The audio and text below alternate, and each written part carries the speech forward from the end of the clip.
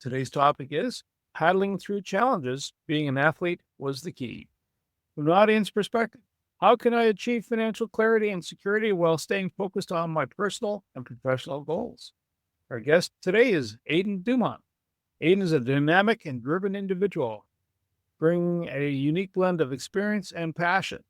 Currently completing a Bachelor of Commerce with a concentration in marketing at Carleton University Sprott School of Business, Aidan is part of the Innovation Hub's marketing and external relations team, a former competitive sprint kayaker and medalist at Canada's national championships. He achieved a lifelong dream in 2022 by representing Team Canada at the Marathon World Championship in Portugal. Now a financial advisor with Desjardins Financial Security Independent Network, Aidan is committed to alleviating financial stress for his clients while fostering a philanthropic spirit. His transformative experiences include building Braille percussion instruments for blind students in rural Tanzania as part of a Carleton University initiative, shaping his mission to uplift others. Aidan volunteers with the Kiwanis Club, serves as a junior student ambassador for the Ottawa Board of Trade, and is dedicated to making a positive impact in his community. Aidan, welcome, man. Do you have a favorite quote or saying, sir? Meet good people. Meet good people. That's awesome. Sprint kayaking. I've done kayaking. I've never tried doing sprint kayaking. Is that start, go, and there's a gunshot and everybody goes at it, or what? And pretty much. Growing up, everyone would say to me, "Oh, you're a sprint kayaker? I kayak at my cottage all the time," but it's a little different. I hope so, because the only time I ever sprinted out of the kayak is when I'm falling out of the darn thing. So that's an athletic experience. Tell me more about that. So I did it from the time I was 8 years old up until I was 22. It all started because my mom put me in. It was a way that my brother and I could spend our whole summer outside. She knew where we were, and she knew we would come home dead tired at the end of the day.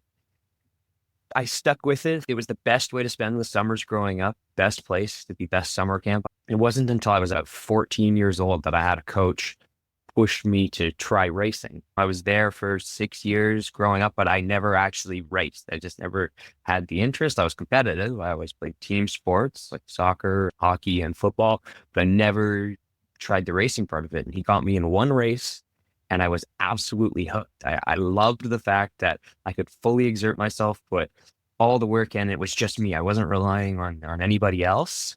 From there, I got absolutely obsessed. When I was 15, I was training every morning before school, every night after school. And my career in the sport was a positive trajectory, and I just kept going at it. There is a connect for you between kayaking and financial planning. Can you weave that for me? Mm-hmm. So growing up in sport, balancing everything that comes with sports. So that's a crazy schedule. Like I was up most mornings at 5:30 to get to 6 a.m. practice, prep until 8 a.m. I was at school all day till 3 p.m. and 3 p.m. till 5 at practices. And I wasn't getting home most days till 6 or 7 p.m. And then I had to get up the next morning at 5:30 again. So I was going to bed pretty early. This taught me time management, the balance that, get enough sleep, get all my homework done for the next day, and taught me how to work hard. That was really helpful because transitioning from sport into professional life has been so helpful. And all the lessons that I learned from paddling, how to lose, how to remain positive, help out so much when going into real life. It's honestly significantly easier going from sport to real life because I just apply the same things that I learned: time management, working hard, and going into the role of a financial advisors with Desjardins Financial Securities has been amazing. And one of the things my mentor in it, when we were first having conversations, he said to me, he said, "I really like to hire athletes because of those exact reasons. They can work hard and they're competitive," which is really important when you're building a book and a business. A competitive nature makes you want to do more. When you go to a world championship, there's a lot more intensity because there's more training. it seems to be a common theme. Everybody has to be up like 4 or 5 in the morning, whether you're doing kayaking, hockey, or any sport. It seems to be early morning hours.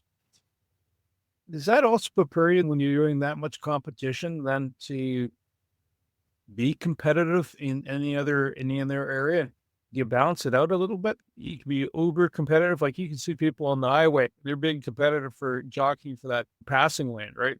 Sometimes it's not so good. The cops get involved. But how do you balance that out so you don't have that moment of, I'm trying to figure out the right word for this, is win at all costs.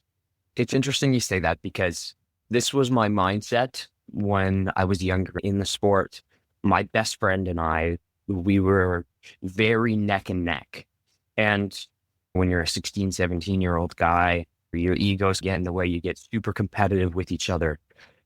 And what I realized was we're all going towards the same goal. When we went to nationals, I said, I'm so jealous of my friend because he's going to go and medal and I'm not going to go and medal. And what I realized was we both came back empty-handed. And I said, why was I letting my ego get in the way when him and I can push each other to be so much better?